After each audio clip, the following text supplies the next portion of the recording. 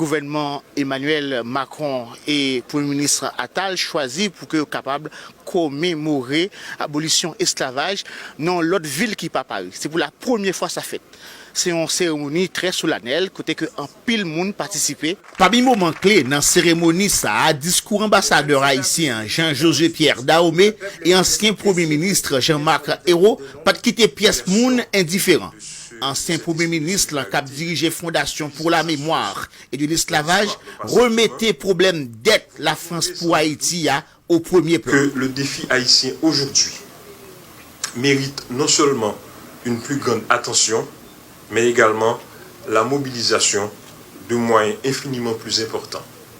Ce passé commun que j'évoque à l'instant, Monsieur le maire, requiert de nous un effort de fraternité qui va au-delà des mots. Monsieur le maire, vous le jouez encore par l'appel que vous lancez aujourd'hui pour qu'au nom de l'histoire, la France s'engage dans une démarche de réparation en faveur du peuple haïtien qui subit actuellement une terrible crise. Cette démarche, mesdames et messieurs, elle est juste, car elle viendrait réparer une des plus grandes injustices de l'histoire.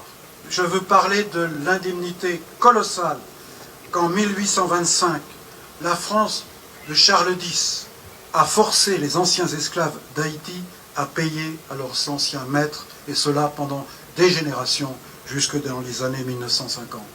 La commémoration a été continuée par le discours du Premier ministre Gabriel Attal qui promet tout soutien de la France à Haïti. Vous avez évoqué, cher Jean-Marc Ayrault, la situation en Haïti. J'évoquais à l'instant l'esprit de résistance à l'esclavage. C'est dans cet esprit de résistance qu'est né Haïti. Nos peuples sont liés par cette histoire commune, comme le rappelait le président de la République l'année dernière en rendant hommage à Toussaint Louverture à l'occasion des 175 ans de l'abolition de l'esclavage. Face à la situation extrêmement grave que traverse Haïti aujourd'hui, devant vous, monsieur l'ambassadeur, je veux dire notre solidarité et notre soutien au peuple haïtien.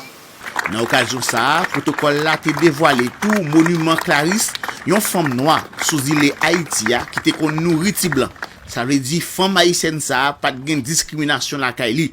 Un monument qui est réalisé par un fameux artiste haïtien qui c'est Philippot et assistant lui José. Ancien Premier ministre Jean-Marc Ayrault, quant à lui-même, fait connaître que 2025 là, t'as une grosse date pour Haïti. S'agissant d'Haïti, il faut assumer le fait que la France, par Charles X, par la République, Charles X, a fait payer pendant des décennies une dette aux descendants des esclaves et qui avait pour objet d'indemniser les propriétaires d'esclaves, les maîtres qui les avaient mis en oppression.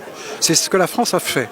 Et je pense que ça a pénalisé pendant des années, ça pèse encore aujourd'hui, le développement d'Haïti.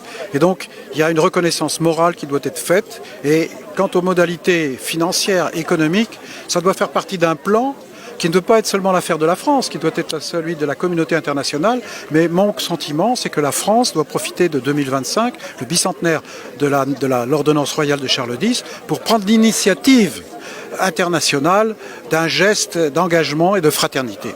Mais mes autres Premier ministre, quelle institution qui doit prendre cela en charge? La France doit prendre l'initiative, doit s'adresser à ses partenaires, dans lesquels il y a bien sûr les États-Unis, qui a aussi beaucoup œuvré dans le mauvais sens à Haïti pendant des décennies, qui a soutenu les régimes autoritaires en place, et puis le Canada, qui a un lien très particulier. C'est ces deux pays avec la France qui peuvent être moteurs, mais ce ne sont pas les seuls, parce qu'il y a un geste qui est attendu par la communauté internationale. Je pense que le cadre doit être celui des Nations Unies. Chez Demse Franklin Edouard, depuis La Rochelle, commune française, département de la Charente-Maritime, pour la VOA Créole.